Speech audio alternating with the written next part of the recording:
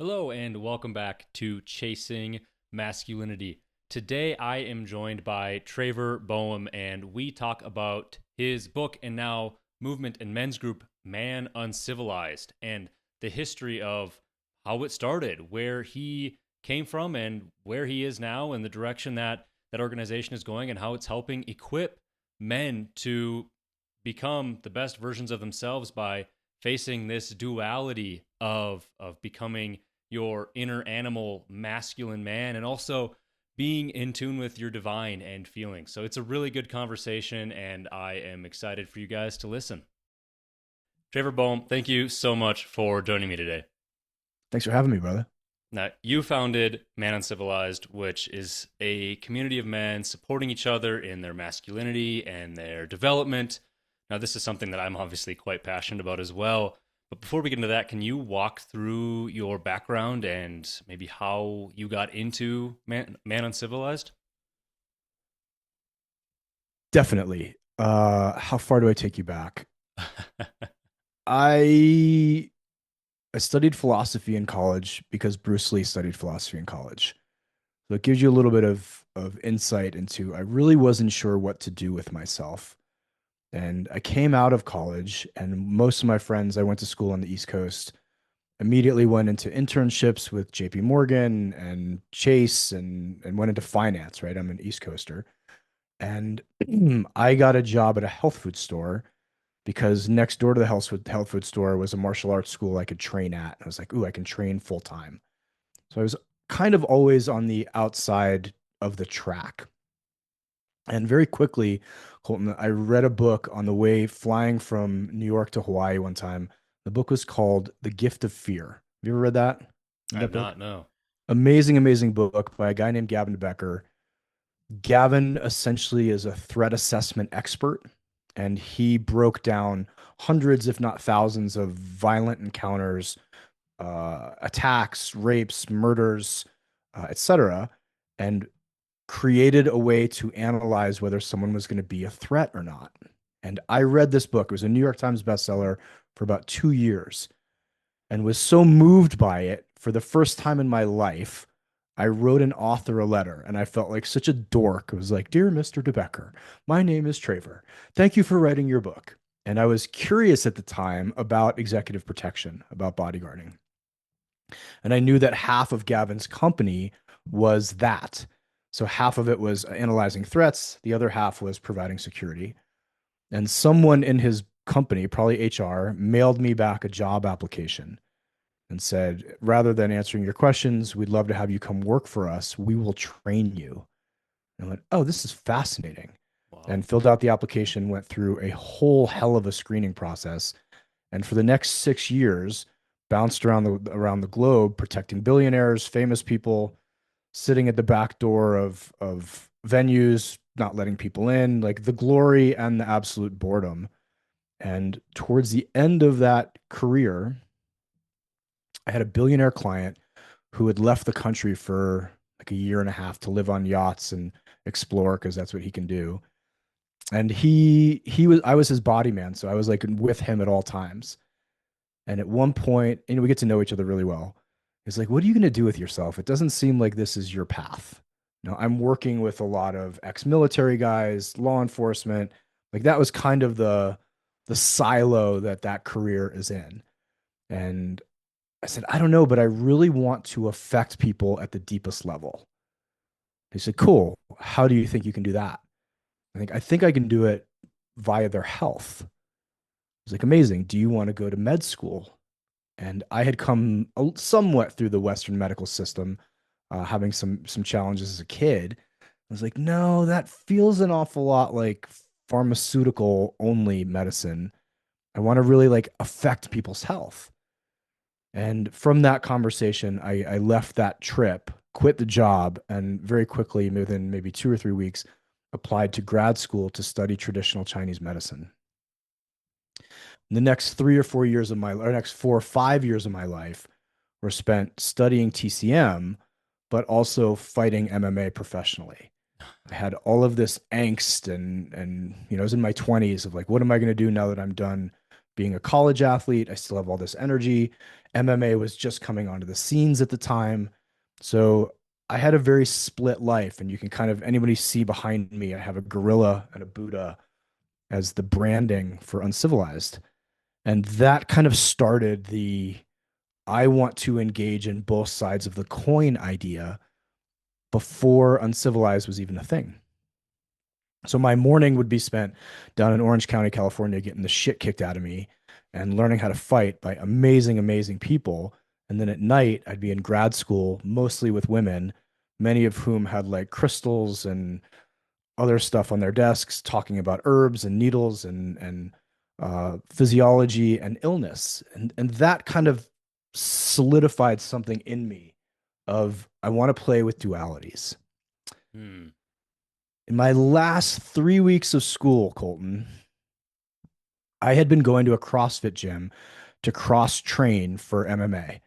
And this is early CrossFit. This is maybe 2006, 2007, when there were only, 500 gyms. And the gym I was at was really, really, really well run. It wasn't fly by the seat of their pants. It was a great community. I saw people's bodies transform. I saw their lives transform. And about 3 weeks before I graduated, a woman came in to see me in the clinic. I was seeing patients under the under the tutelage of a mentor. And she came in and she said, I'm here for a weight loss treatment. This is acupuncture, like putting needles in people. She was severely overweight. And I remember saying to her, beautiful, if you don't mind, I would love to help design a fitness program, a nutrition program. Like, you're going to need more than me. Like, can we look at your diet? Are you willing to walk to the mailbox and back 3 times a day? And next time when you come in, like, show me your results. And I kind of laid out this whole speech for her. And at the end, she went, no, no, thank you. I just love to get the needles. And then she added this point, which kind of tipped me over the edge. She said, I should probably also tell you that last night I had 2 Big Macs. And I was like, why in the actual fuck did you have 2 Big Macs if you're here for a weight loss treatment? And her answer like cut me to the core. She said, because I got a coupon in the mail. And I went, okay, I've just studied for 4 years of my life. That's how long acupuncture school is. So intense. Studied Western physiology or Western medicine, Eastern medicine, herbs, acupuncture points, anatomy and physiology. Like, it is a super intense program. I have all of that knowledge. I'm a professional athlete. I'm getting paid to fight and I can train you. And I'm up against a coupon. That was like, no, no, thank you. I got a coupon.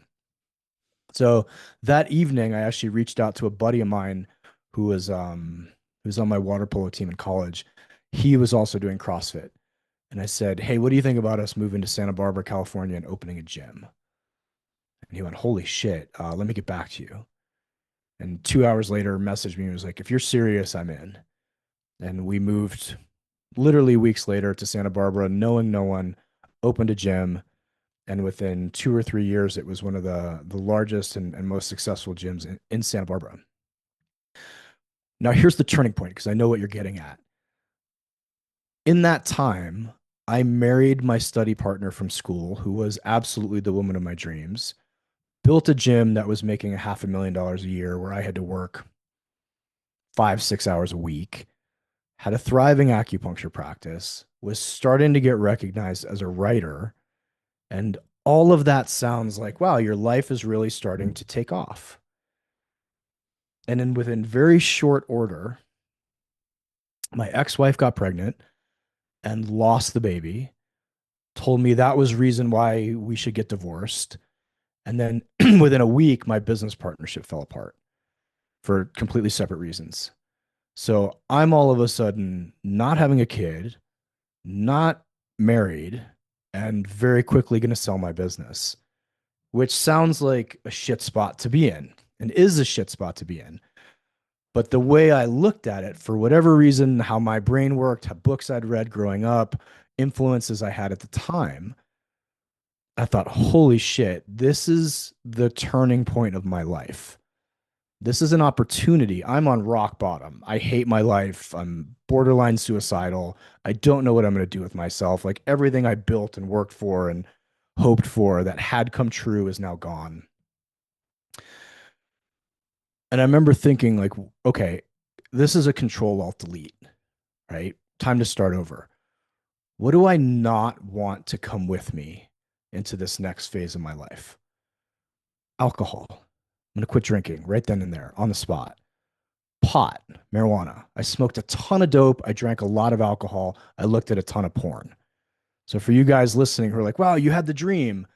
Like so many guys, I had the dream. But if you looked in the back room, there was a lot of shit that hadn't been talked about, worked through, dealt with.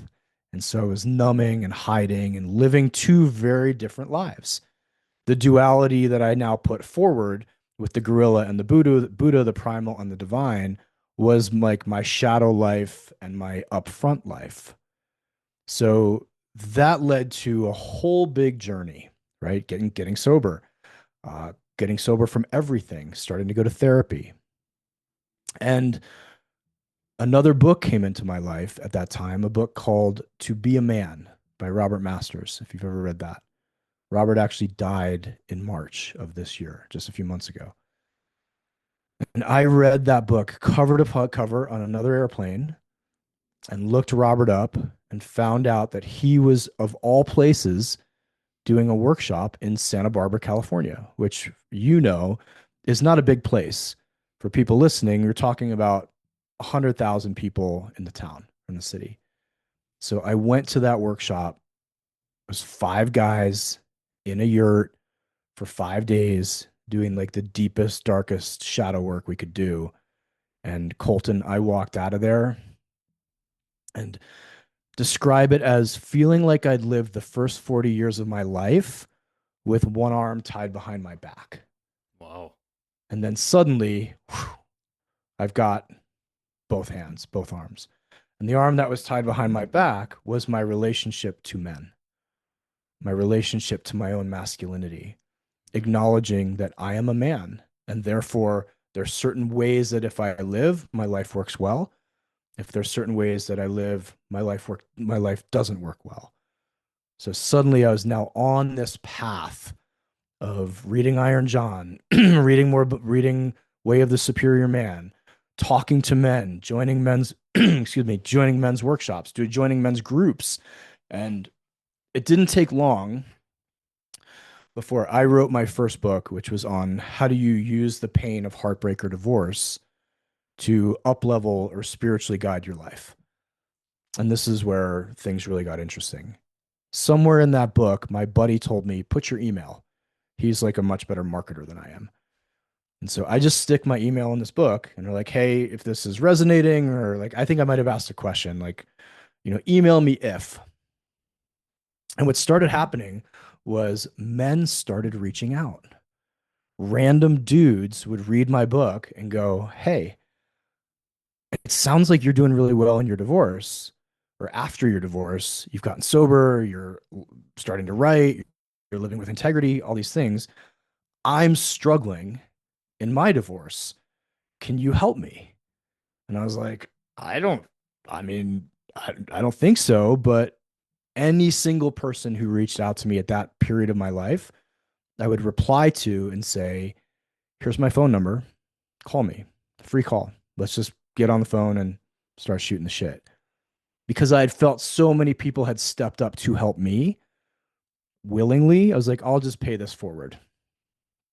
Now, if you fast forward a year, I've had hundreds of conversations with men at their lowest point. And for some reason, my brain could catalog, you have an issue with the primal masculine. You are not primal enough. You need to get up, get in shape, go do some shit, set some goals, challenge yourself, deadlift, do some pull-ups, do some jujitsu, get out in nature, swing an axe, go fuck shit up.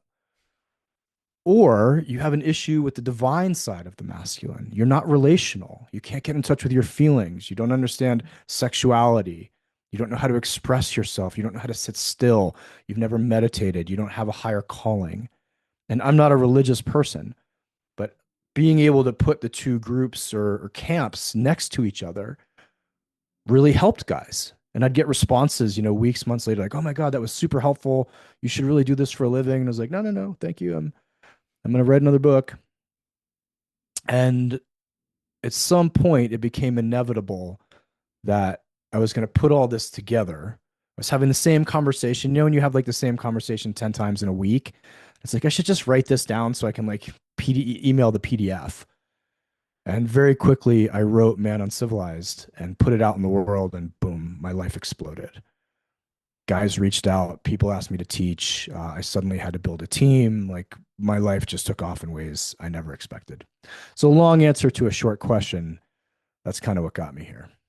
Wow. So I think one of the things that men really struggle with, you kind of mentioned, is the feeling side of masculinity. It's understanding what you're going through and then how to verbalize that. And I know it's certainly something I struggle with too. Sure. So as somebody who's kind of been going through the gauntlet of that discovery, how would you describe your feelings now in hindsight? What you felt that day, maybe that turning point that you experienced when everything fell apart and you realized something needed to change, and then also the feeling that you felt when all of a sudden your other hand came out from behind your back. I mean, the day when everything fell apart was desperation, right? But here's what's unique. There was this tiny, tiny little seed of thank God, of okay, cool, amazing, good, hang on. There's something in here that I think my higher self, whatever you want to call it, my soul, my heart, the deepest part of me went, do we really want to be living like this anyway? Right? Do we really want to be getting high every day, drinking every night in a marriage that doesn't feel good? Looking at porn when your wife's not home, wanting to do these other things and talking about doing these other things, but not doing these other things, and consistently being frustrated as to why aren't those other things happening. That's so there was desperation of like, oh my God, am I going to get through this? Am I going to survive this? Right. This is something that I think men need to talk about. Maybe 2 weeks before my ex-wife left, I read a statistic that the most common age for men to commit suicide was like 39 to 48 or something. And I was just about to turn 40. And I was like, that's crazy. Why would guys in that age bracket be suicidal? I would think it would be like 16 to 21 when you have like teenage angst and you're not figuring yourself out in the world and you don't know how to make money and you're living blah, blah, blah, you know? And then 2 weeks later, I remember being like, oh, fuck. Um, I'm in that bracket and I've just had major, major loss. I'm the dude that like is up next to do this. And so I had a very real thought of I need to actually advocate really heavily on my own behalf. Right. I need to get a therapist immediately. I need someone else to be guiding me through this. I need to have good male friends who are like, don't worry about it. We're going to take care of you if something happens. Like, you'll be okay. Call us anytime. Um, I needed to get in those men's groups, right? Like, hey, get around older guys who all of whom, Colton, were like, trust me, we're divorced. We've all sat in the same seat you're sitting in right now. And look at us. We're doing okay. It sucked. It's like a car accident, but here we are. We're not paralyzed. Like, you're going to be okay. Trust me.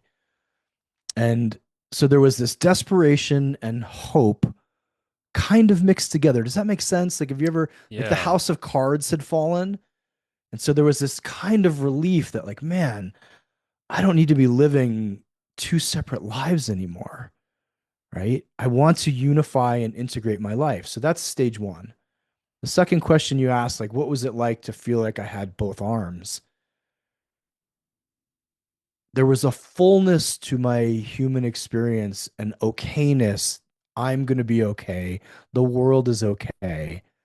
I have a way to navigate life that I never had before feeling. I don't know how else to describe it other than like this is a micro of it. Like, you don't wear glasses. I just started wearing glasses a year ago. If I wipe them clean, I'm like, oh man, I can see again, and then like 3 days later, like, man, everything's blurry in my life. Or something like that. Or if you've been injured and then that injury clears up, you're like, oh wow, I can walk again. I can move again. You don't sleep for a couple days in a row and then get a good night's sleep. It's like, oh, life makes sense again. Humanity makes sense. So it was that. But here's what was also really unique. I felt like there was something I got to explore for the rest of my life. This idea of being a man, the exploration of it wasn't a one and done. It wasn't like, oh, go to this 4-day workshop and now you're good. It was beautiful. I get to carry this exploration with me for life, and it will change. I will change, but it's always going to be there for me to lean into and feel into and explore. Would you describe that as you were given a sense of duty or responsibility or of weight? It didn't so much feel like weight, Colton. It felt like a path. I don't know any other words for it. Kind of like when I started jujitsu. It was like, oh, 8 years from now, I'm going to be very different at this. There's going to be bumps, there's going to be hurdles, there's going to be injuries, there's going to be victories, but it's going to change my entire life. It's going to change how I get out of bed in the morning. It's going to change how I look at humans. It's going to change how I have sex. It's going to change everything. And so it didn't feel as much of weight or responsibility as I don't know. I can't think of any other way to say it than like literally becoming ambidextrous when, it was or like having an extra limb attached, that everything was easier. Like, oh man, I've been struggling my whole life to get from A to B, not recognizing that there were guides and helpers and people that I could lean into and elders, like people that have been where I am. Like it was like, oh, welcome to the team, brother. Maybe that's the feeling of I was a lone wolf and now suddenly I'm on a team. Wow. Yeah, like a new path was unlocked, like you mentioned. Yeah. So why Man UNcivilized? What was the reasoning behind the title of that book? I was living in Brooklyn at the time and I had this really unique roommate. His name is Adam Cobb. He trains and still does NBA players. And and we had met at a TED conference. We both spoke there. And like a year later, he's like, "Hey, my roommate just moved out. I know you're kind of bouncing around. Do you want to come take her room?" And I was like, "Beautiful. I'll move to Brooklyn." And so I'm hanging out with him and have this weird idea. I'm going to throw a men's group. I'm going to throw like a men's meeting. It wasn't what I wanted to do for a living. I wasn't uncivilized wasn't even a thing yet. I just had this like idea. I'm going to do it. So I put it on Facebook. I put it on Eventbrite. We had this like big conference center in the building that we lived in. So it was like free. You can just use the thing. And I remember for a couple of weeks being super excited about it and, expecting to come open the doors to the meeting and there'd be like 100 dudes there waiting. And I do this event and there's one dude, one man in there. And I was like, okay, everybody starts somewhere and sit down with him. And for about 45 straight minutes, Colton, I just like blast him with the masculinity talk. Like the masculine is the mountain, the feminine is the storm. We need to have direction and purpose and blah, blah, blah, blah, blah, blah, blah. And I'm like going off and off and off. And I think I took my first breath at the 45-minute mark. And he was like, oh, let me stop you right there. I've followed you online since your CrossFit and fitness days. I'm really just curious how to lose 25 pounds. I was like, man, another weight loss person is now in my life. Right. So I was like, oh, okay. And I take the masculinity hat off and put the fitness hat on. I'm like, cool, tell me about your life. And this is a true story.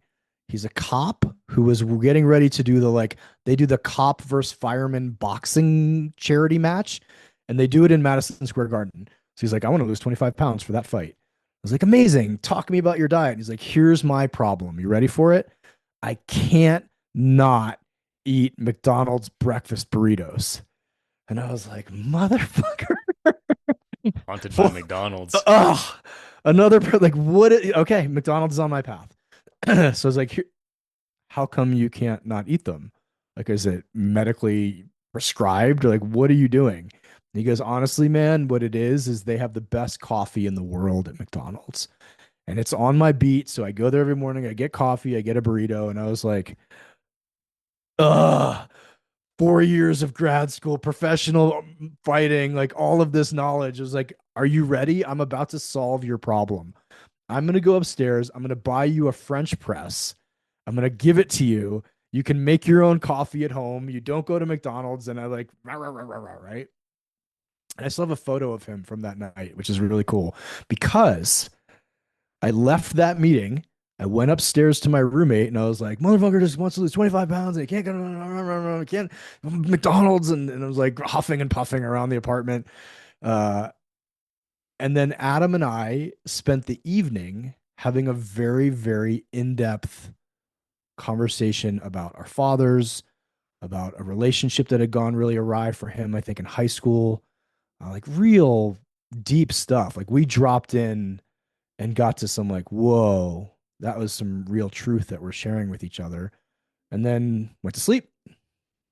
Woke up the next morning as we usually did to work out at like 5. And we're about to leave the apartment to go downstairs and work out. And he goes, hey, man, let me ask you a question. When was the last time you had McDonald's? And this is it, right? This is the $1 million sentence, Colton. I said, I don't eat that shit. That's civilian food. And he goes, what are you talking about, civilian food? And he actually pulled his phone out and started filming me. And I said, take a look at us. We are two single guys, very successful in an apartment with no television, no alcohol, no drugs.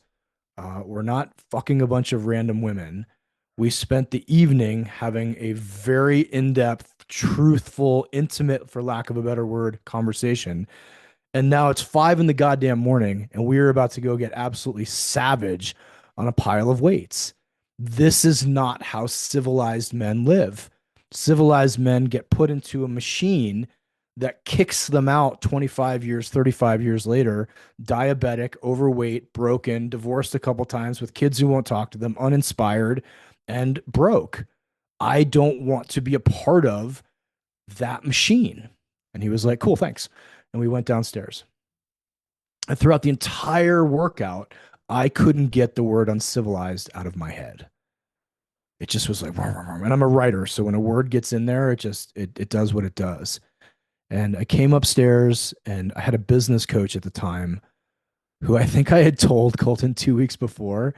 He was like, give me your priorities for what you want to do with your business life. And I was like, A, B, C, D, E. And if I have any time left over, which I probably won't, I think I may want to work with men. And I went right upstairs and emailed him and said, hey, brother, the priorities just shifted. I want to start a men's movement. I'm calling it Uncivilized. And he was like, ooh, the uncivilized man. And I went, nope, Man UNcivilized. And that's how it happened.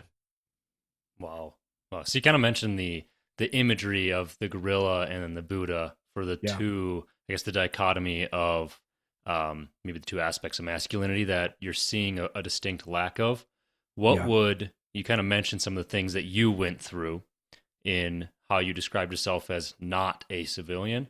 So what Mm, would Man UNcivilized look like in practice definitely. with those two images? I mean, think of, first of all, an uncivilized man, let's call him, has access to the full spectrum. From very, very primal of this is a dude who's living in the woods, hunting his own food with no power or electricity, doesn't know what the internet is. Like that dude's uncivilized as fuck. All the way down to perhaps the guy who's devoted himself to family and is living, in civilization, but has his own path. He's got his own purpose. He has his own mission. He's by design putting together and building the life that he wants to build. Now he has also a physical practice of some kind. We as men need to be physical. I'm 50 years old and still lift weights, still do jujitsu. I'm going surfing for the next 2 months. Physicality never leaves the masculine animal. Like that is a huge part of who we are. The divine side as well. Most of my guys, if not all of my guys, get up and the first thing they do in the morning is meditate. or they have some kind of practice of stillness, some kind of practice. It could be prayer, I don't care. Some kind of connection to something bigger than they are, whether that's, quote, God or nature or their own souls. But they're engaged in the internal exploration as they are in the external expression. That makes sense? So these are very dynamic humans, but they're not just Fortune 500 CEOs who come home and then crack their third martini and watch Netflix. They're relational beings. They understand trauma. They understand contact. They understand therapeutic aspects. They've read nonviolent communication. They're also engaging in relational expressions. So where they are on the spectrum at any given time will fluctuate. But the movement was, I'm building a movement of a million men who express their masculinity through both the primal and the divine. And when I was putting this all together in 2017, 2018, what I personally found was it felt like there was a binary. Like, hey, you're a man, you got to choose. You either go the primal path or you go the divine path. But all the space in the middle, we don't want anybody in there. And that's the space that I took up. Was I don't want to pretend that I'm a Navy SEAL for a weekend and get yelled at by a bunch of dudes. And I also don't want to like sit around in a sewing circle and just like cry about my feelings all weekend either. I want to actually be able to do both at my own choice. So if you're unlocking the full spectrum for men, Mm-hmm. where do have you seen from working with men, where do most people start? Where do they lie on that spectrum and then thus need to unlock the other side of? It's completely individual. A lot of times, too, and we can generalize here, I'll just generalize, it's generational. So Mm. I'm 50. Guys 40, 38, and up are often too far on the primal side. We grew up with fathers and grandfathers who were like, suck it up, man up. Don't fucking cry. Boys, don't cry. Don't be weak. Don't be a pussy. You just got to get through it. Nobody cares. Be the lone wolf. That like classic 1950s Marlboro archetype. Then a lot of younger guys, unfortunately, grew up in very feminized worlds where it was don't be powerful, don't be strong, don't take up space, don't be loud. You're a man. We need you to sit down and shut up and not be toxic.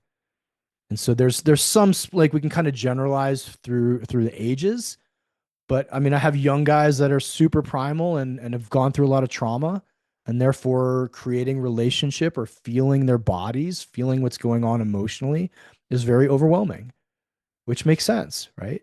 And then a lot of older guys, a couple older guys, let's say a lot, who are on the softer side, who are beautiful and sensitive and caring and empathetic and kind, but can't pay their rent and need that a little bit more structure, right? My teacher breaks this down as to structure and softness, and saying that a man needs to be able to be both and have both.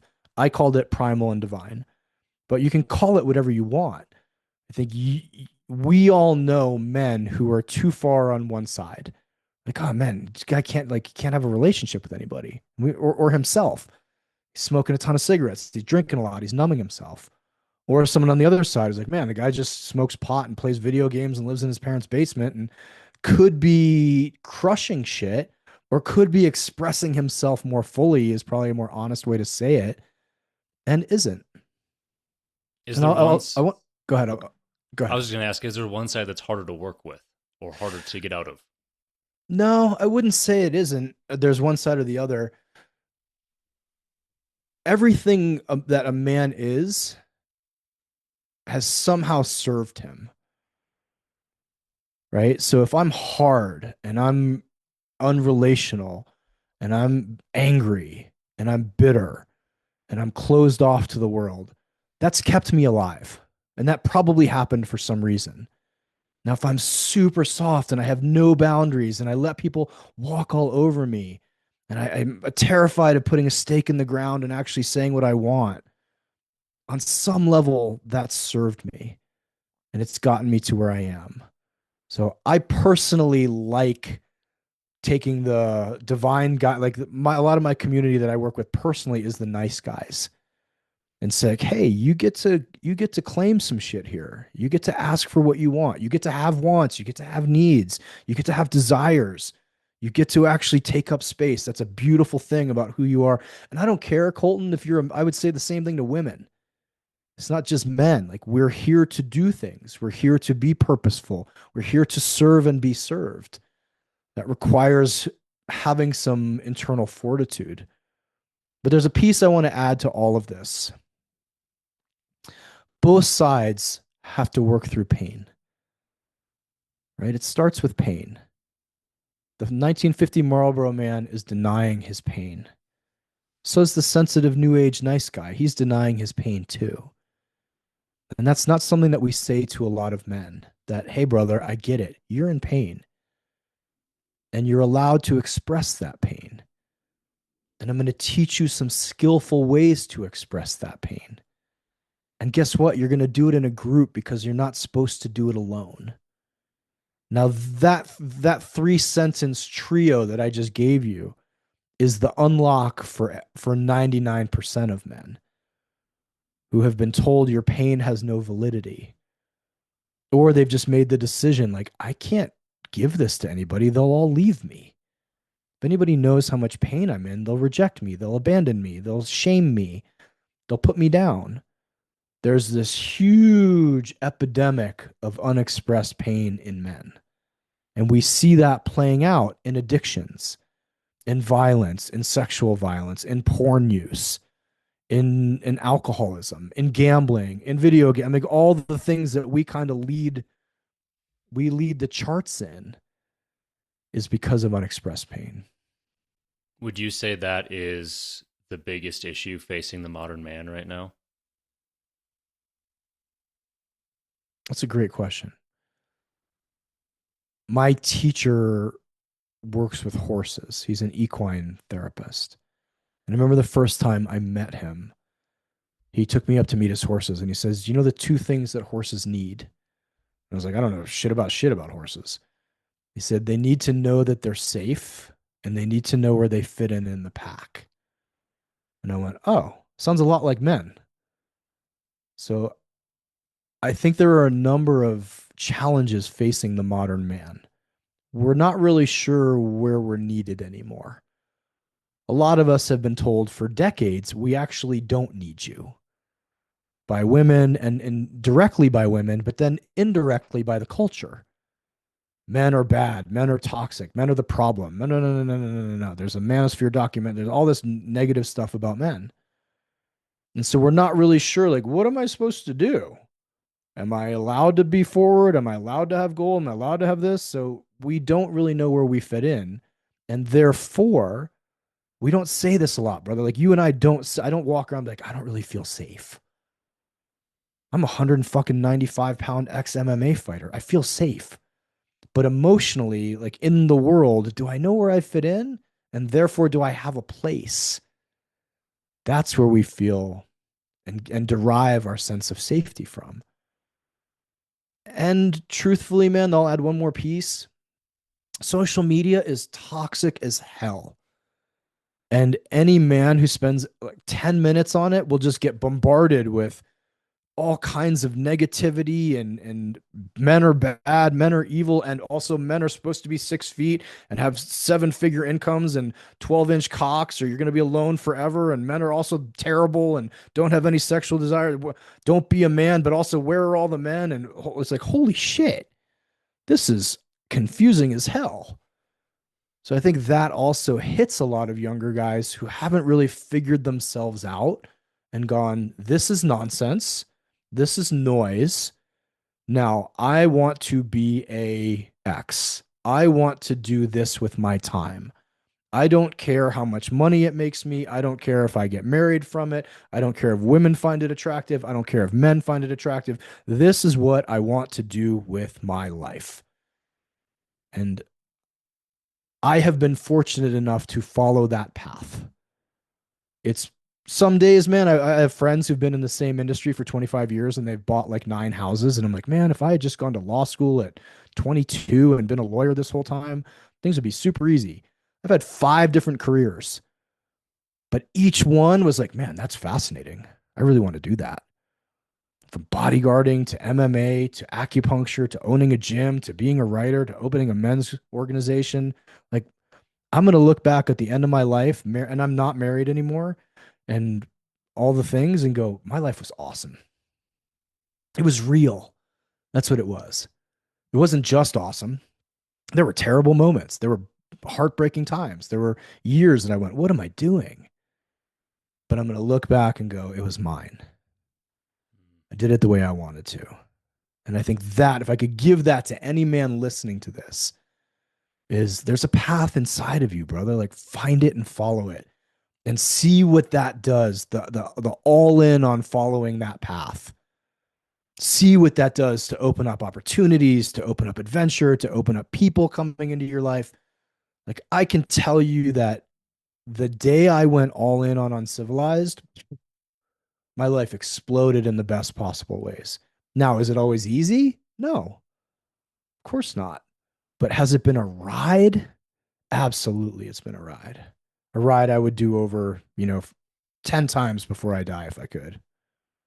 Well, I'm curious your thoughts on this. So Sure. I've heard my whole life everyone struggles with it. Like, what's my plan? God, what direction? Like, what plan are you putting in before me? I feel lost. I feel directionless. Yeah. And I heard somebody say it's a couple years ago now. It wasn't. It was a prayer. It wasn't. I pray that you put a path before me so I know which direction I'm going. It Mm-hmm. was close this door if it's not the right path. It Mm-hmm. was this feels right and I am going 110%. This is the direction. If Mm-hmm. this is not where I'm supposed to be going, close the door. Mm-hmm. Otherwise, that's where I'm going. And that was a reframing that really stuck with me. It's not, I feel lost and directionless. It is, if this isn't the direction I'm supposed to go, show me. Yeah. Otherwise, I'm busting through. There's a great quote by Antonio Machado of the path is forged as you walk it.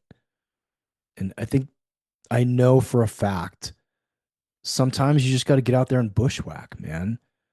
When I launched Uncivilized, there was no path for building a men's brand and building a men's movement. I didn't have people that had done this before to help me. It was fully me just out there in the front being like, fuck it. Let's shoot from the hip today.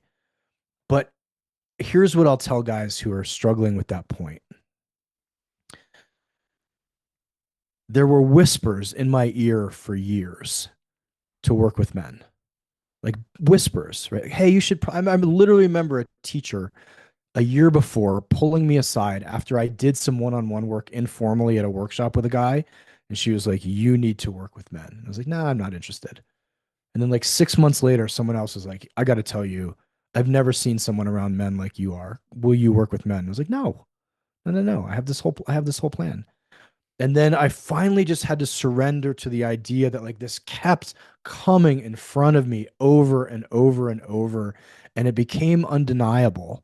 And then, Colton, I had to look in the mirror and say, why am I afraid of this? What is it about working with men that terrifies the shit out of me or challenges me in ways I may not want to admit? And then go, if I actually make peace with those ideas, is this something that I'm supposed to be doing? And a lot of the things that we have to wrestle with are, is this going to make me famous? Is this going to make me a lot of money? Is this going to be an easy path? Will it challenge me personally? And for some reason, a lot of us were given this idea that when we find, quote, our path, it will be laden with riches and women and fame and glory. And also it'll be super easy. There'll be a lot of rest and downtime. And so I think a lot of guys know what they want to do, but they struggle with, yeah, but I got a buddy that made $1 million last year on YouTube. Like, yeah, but do you want to be a YouTuber or do you want to be a butcher? Like, you want to dive into like that life, you know? And one of the things I found from getting older is how many people in my life have returned to what they wanted to do, which was something very basic, right?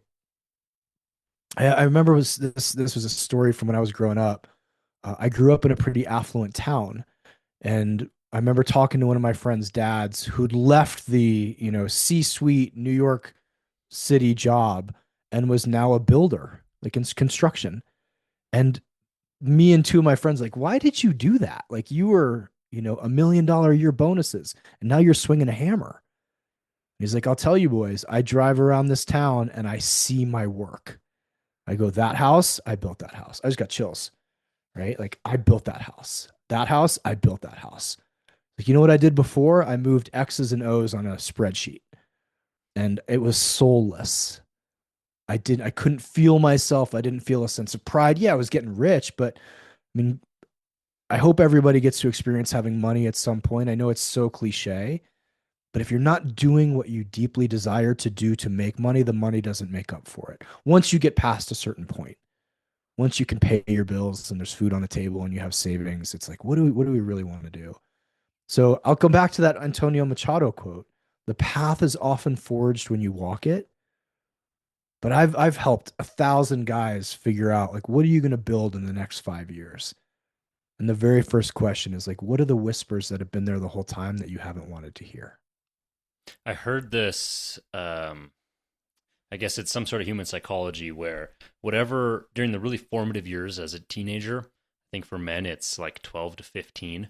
So as you're getting into that teenager stage of life, whatever music you're interested in Mm. or you like, you come back to that later. It's always something that, even if it's not your current playlist, it's always something that you like. And even through playlists, it's like, I used to really be into this, now I can't even stand it anymore. But whatever was in that period of life, because it was so formative, that's what you go back to. And I say this because I read about that, and then I realized I've been doing that for the past like year, going back to that late '90s, early 2000s punk rock. And I was like, why do Yeah. I like this so much? And I realized that's Yeah. what I was listening to at that age. Do you think there's something similar with that desire to do the thing that you've had those whispers your whole life? This is the thing I really wanted to do when I was 15, and Yeah. now I'm an accountant, Yeah. and I never got to do X.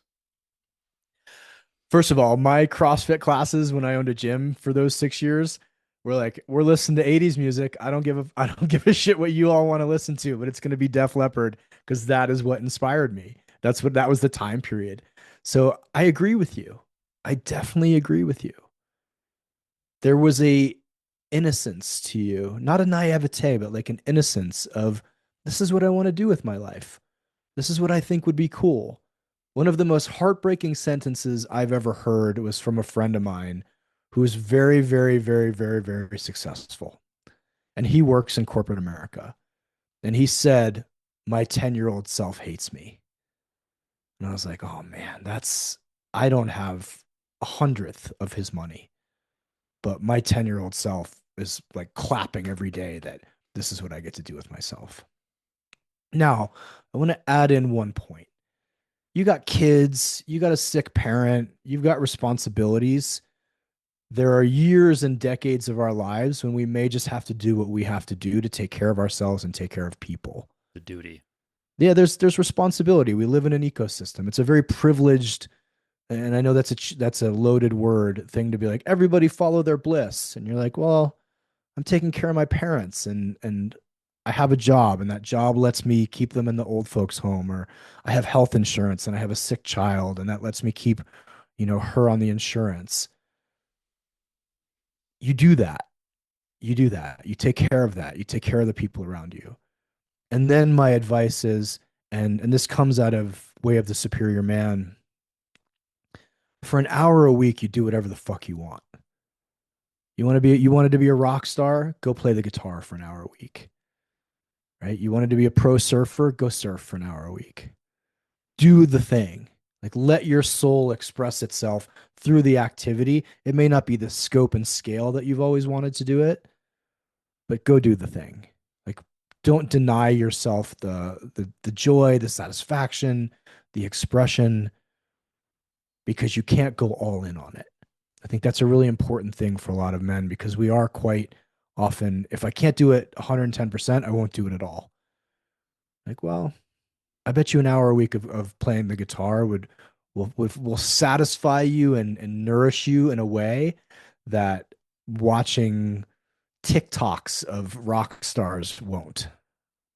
Do you think that is a prescription towards the prevention of maybe a midlife crisis hits, or you hear the stories of all of a sudden a guy in his 40s or 50s or whatever age, he has a family and a wife, he just leaves it all behind and he Mm, goes and he does something really stupid and because he feels like he's been denied, and he has to now go do this thing that has always been in the back of his mind, and he throws his yeah. whole life away. Do you think pursuing that, not denying yourself as you said it, do you think that would be a prescription to avoiding that explosion?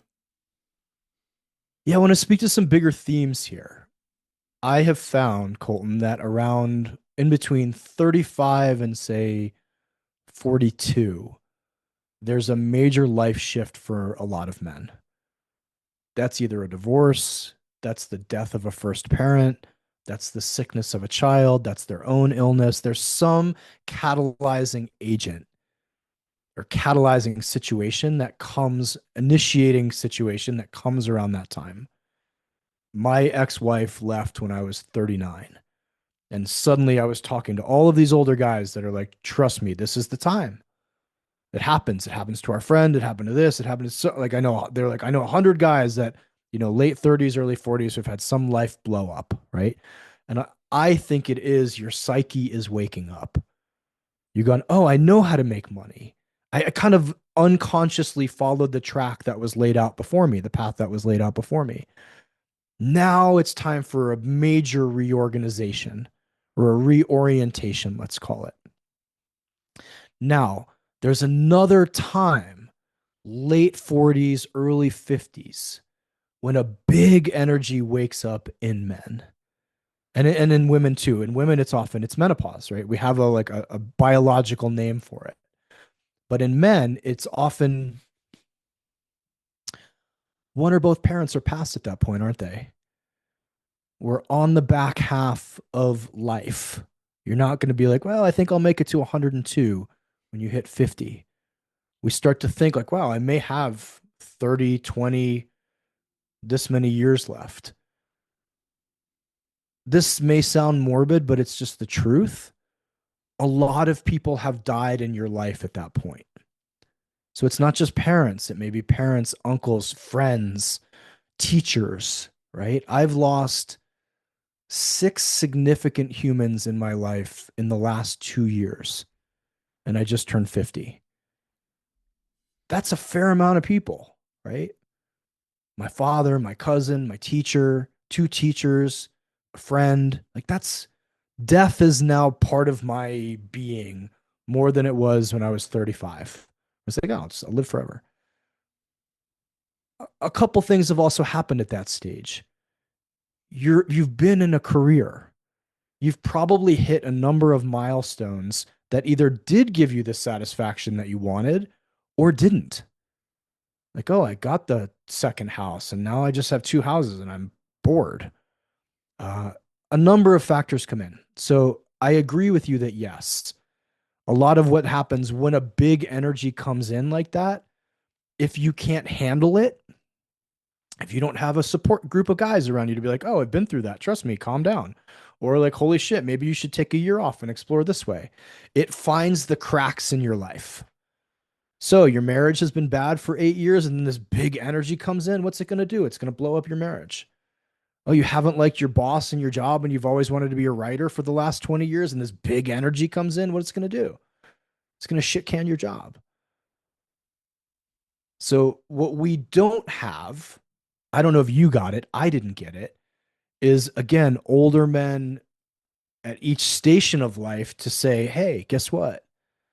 You just turned 14. Now it's time for us to initiate you into manhood. Oh, you just turned 25. This is when you're going to start to do the. Oh, you're 35. By the way, just keep an eye on things in the next couple of years. This is often when things blow up in a man's life. Oh, you're late 40s. Just get ready. Some shit may shift. Right. I've had this conversation with a number of men who are very, very, very, very brilliant and very, very, very, very successful. And they look at me like I have access to some secret truth. Like, I didn't know that. How come no one told me this? Right. I run a Fortune 500 company and I'm worth $17 billion. But no one told me that in my late 40s, I may wake up one day and nothing will make sense anymore. That everything I wanted to do with my life up until this point now feels meaningless. And so I have two options. I can go get on the spiritual path, or I can go get on fucking Xanax, or get a 19-year-old wife, like you said, and buy a Porsche and start doing cocaine, which I don't recommend. When these energies come in, they're here to usher us into the next stage or evolution of our lives, right? Like, why do we go crazy when we hit puberty? There's this huge rush of hormones, but there's also just this huge rush of energy. Like, we can't sleep at night. We're all, like, we don't guide that well. Imagine at 13, like, I had no guidance, but if someone sat me down, I was like, here's the deal, man. You're going to want to hump everything that moves. You're going to put on 15 pounds of muscle. You're going to get hairy. You're going to smell like crap. You're going to want to hate your parents. Like, if all those things happen, you're doing it great. As opposed to like the no guidance of like, what the hell is going on with my life? Does that make sense? It does. Yeah, surprisingly. So, Right? of all the guys that you've worked with that have been through those age stages, that late 30s, early 40s, and then like the late 40s, early 50s, Yeah. how many of them, or what percentage, have gone through this major surge, this major crisis, whatever you want to label it as, that has blown up, or that they have gone through? Ask that one more way. I'm a little unsure of how to answer it. So all the guys that you've worked with that have gone through the timeline of hitting those crises, how many have Oh, actually gotcha. hit those crises? Yeah. I would say most people, most men. Mm, But the reason here's the bias.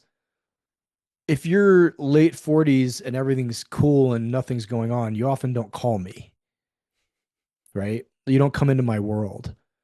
I attract a lot of people who are, hey, something's not right. I don't understand what it is. I My buddy said you may want to look into men's work. Or I have a friend who's in a men's organization called the Uncivilized Nation. It's super helpful. That's when we get people. I do know plenty of guys too, Colton, that are just kind of like riding through and it doesn't hit. But I don't know what their quiet lives are. Like I don't know if my neighbor's struggling with this. He's 52. He may be, but he's my neighbor. So I just see him twice a day when he waters his lawn. But I would say it's pretty universal, right? Men go through transitionary periods. Alison Armstrong talks about we go from prince to late prince, from late prince to king, from king to elder. These are stages that you can probably see even in men in your own life. For the warrior is under the prince. Like in your 20s, you just want to fuck shit up and do as much as you can and conquer the world and adventure and travel and sleep on couches. And then there comes a point where like, oh, that's not as much fun anymore. Why not? Why isn't it? What happened? Oh, we hit a different phase, right? Why is it suddenly guys in their early 30s like, I think I want to have a family? What happened? Is it just that everyone around them had families? Or is there perhaps some archetypal timeline which with a lot of variance in it, but kind of makes sense, right? Like, why do we have a midlife crisis? If I said if we pulled you and I right now went out on the street and we polled 1,000 people, we're like midlife crisis about what age? Most people aren't going to be like, ooh, late 20s, right? Like we kind of know late 40s, early 50s, mid 50s, right? Why is that? Because it happens to a lot of people. It happens to enough people that we've given it a name. so you mentioned brotherhood, mentorship, having guys in your life that you can be deep with as Yeah, a potential resource during these times, and also just as good practice always. throughout your Yeah, journey. yeah. What is the difference between just a surface level friendship and Mhm. actual brotherhood? Mm. Depth, right? If I'm When I was getting divorced, if you and I hung out in the same room and you were like, cool, let's talk about the New York Giants. I'm like, oh, their season's going great. They fumbled for blah, blah, blah. I'm not getting anywhere with you. There's no real connection. But if you ask, how am I doing? And you go, I want to know how you're really doing. And I'm like, man, I'm thinking about fucking killing myself. I'm afraid I'm going to go back to drinking. I don't know what I'm going to do after. I don't know how I'm going to survive this thing. And you're there with me in that depth and saying, you know what, man, no matter what you go through, I'm going to be here with you. And if I can't help you, I'll find someone else. But no matter what, I will walk by your side. That definition, the definition of intimacy given to me by a teacher, is going through a hard time and coming out the other side okay while staying in relationship. Mm. That's intimacy. And intimacy, most of us think like, oh, we're having sex. No, no, no. Depth, we can just call it depth of connection, right? The guys who were there for me through my divorce, who heard all the things I just told you, who heard me cry on the phone, or like, I don't know how I'm going to get through this. Like, we are bonded. We are brothers. When I call them, they call me now and go like, man, I'm in it. I'm like, beautiful. Tell me the truth. What's really going on with you?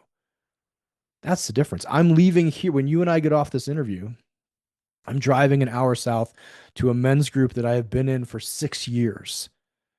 There's four of us. We've been through birth of children, divorces, breakups, marriages, death of parents. Those three other guys know me better than most men on the planet because I've let them in. I don't show up to the meeting and be like, yeah, everything's great. Cool. How you guys doing? Oh, you guys good too? Like the supermarket, right? The checkout conversation. It's like, is that brotherhood? No. You good? Good. You, right? Like you know that conversation. We say you can watch it happens probably 50,000 times a day. So are you opening and allowing these men to touch you at a level of depth? Are you allowing them to hold you at depth?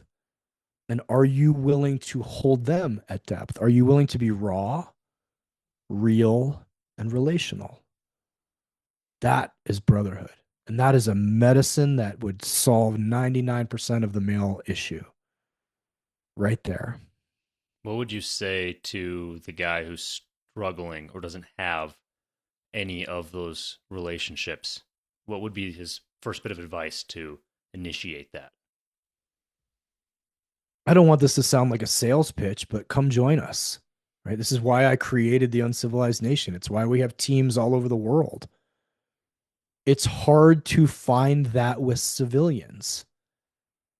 Just like if you were going to go, hey, man, I think I really want to get good at jujitsu today. I wouldn't be like, cool, go grab 5 of your neighbors and put a mat down in your garage and see what happens. It's like, go find a bunch of jujitsu guys. Like, start training with someone who knows what the hell they're doing. And we can look at emotional depth, the ability to go to emotional depth and hold at emotional depth, Colton, is not just a willingness, but it's a skill. Right? There's skills to navigating when things come up for people. Now, you don't have to be a therapist. I'm not a therapist, but I've been there 1,000 times with men at their lowest points. Therefore, I know how to navigate and hold them in those lowest points. So there are other men who have skill. That's what I would say. Find us or find another men's organization if it's not me. I mean, I'm biased, but we're the best one. But every damn town, every city should have some men's group you can go to, right? Yeah, and I want to speak to this. The reason I started the nation, Colton, was because 8 years ago, when I started putting content out for men, my big push was meditation at first because I had a meditation course that was part of my background. I thought I'd already had it help so many people. And I had this guy reach out. He was a cop in Indiana.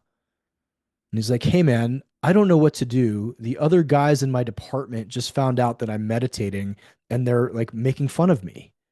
They're putting me down. They're shaming me. Do you know other guys that are in this work that I can start to be in community with? And I was like, no, sorry, like best of luck to you. And I thought, wait a minute, I'm putting the content out, inspiring guys to get better.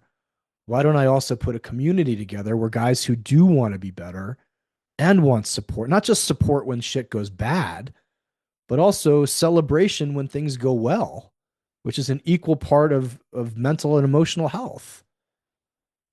That's why that group exists. I want to speak to the pain of I get it. I'm very fortunate to have the group I'm going to go to in an hour. And I wanted other men to experience it, which is why I built the Uncivilized Nation. Why do you think so many men struggle with emotions? Like it seems like it's either you're suppressing them or you're completely controlled by them. It's a great question because we don't have a lot of good modeling. We learn by watching, we learn by experiencing. So many of us grew up with anger being the socially acceptable male emotion. That's it. Like it's cool. Oh, dude punched a hole in the wall. What a fucking stud. Right. But if he cries, like, it may not be that cool. So we get all of this messaging that says, don't be emotional. Emotions are bad. Emotion will get you left. That's by your woman. That's huge in our culture. It's we talk about it and we don't talk about it. Never share your true emotion. Even in the men's world, brother. I know men's groups that say like never show your woman emotion. I'm like, oh, Jesus Christ. Don't do that. But I'm going to come back to the structure and softness. I'm going to come back to the primal and the divine. We don't have good modeling and we don't have good training. Right. So the first time I was in a men's group and I got to watch, oh, that dude just cried for 15 minutes or 10 minutes or whatever it was. The other guys put their arms around him. Are like, thank you, brother. I appreciate you sharing that. Moved me. Let me deal with a little bit of my stuff with my own dad. Like I'm grateful for you. That was a fucking powerful thing you just did.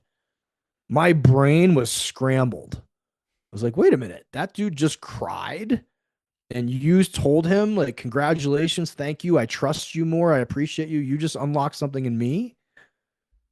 And by the way, at the end of the meeting, we also had to give our stretch goals. We had to talk about the thing that we're going to work towards and lean into. And if we come back 2 weeks from now and a dude's like, oh, I just cried for 2 weeks, I didn't get any of my shit done, they'd be like, go sit in the middle. What's going on with you? Why aren't you doing your shit?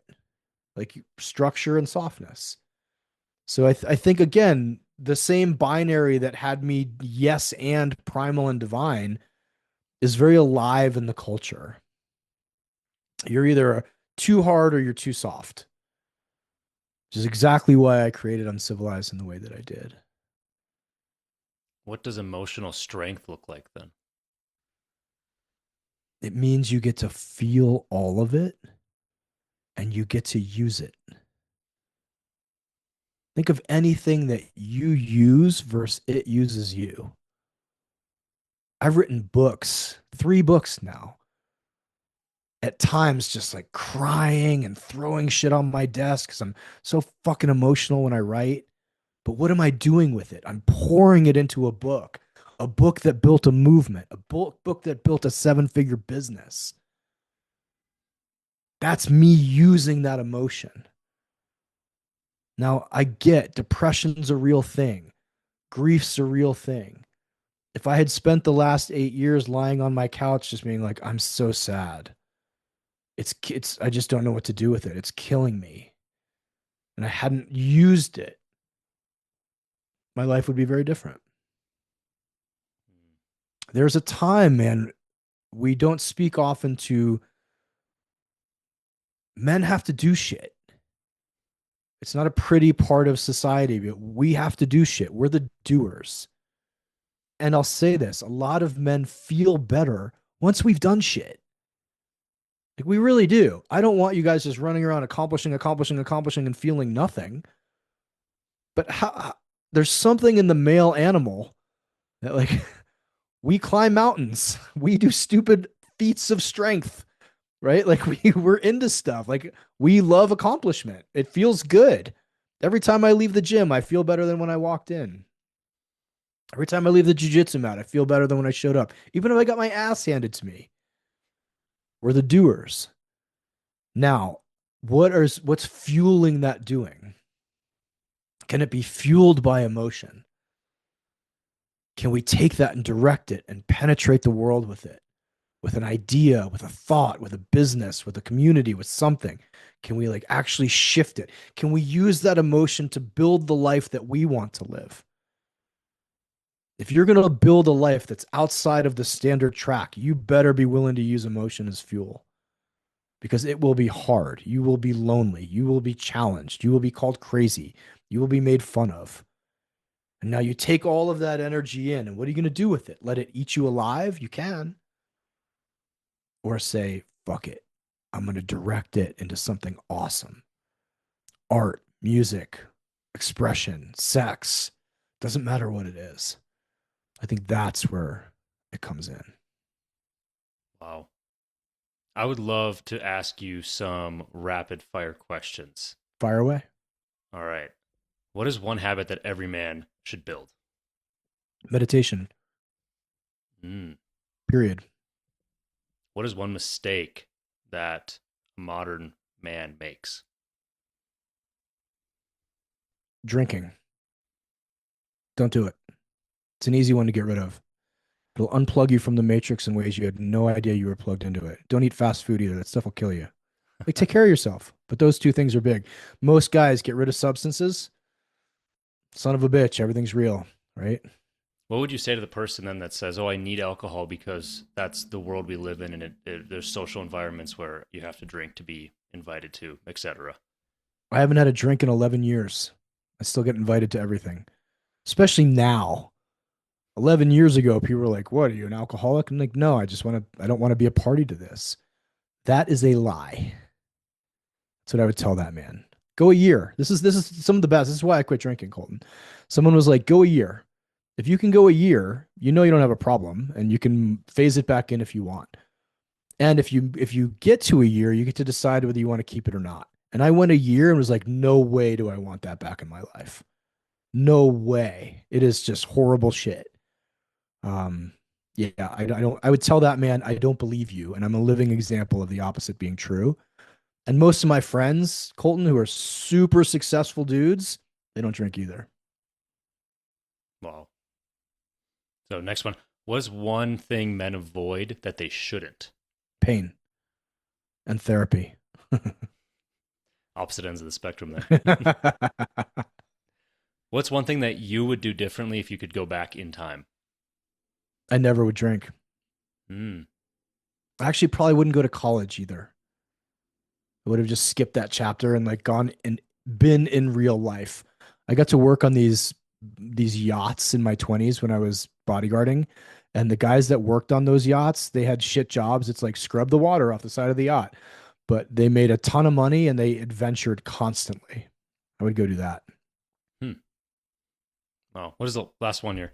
What is the first thing you would tell somebody who feels convicted about listening to this? Take the next step. Trust me.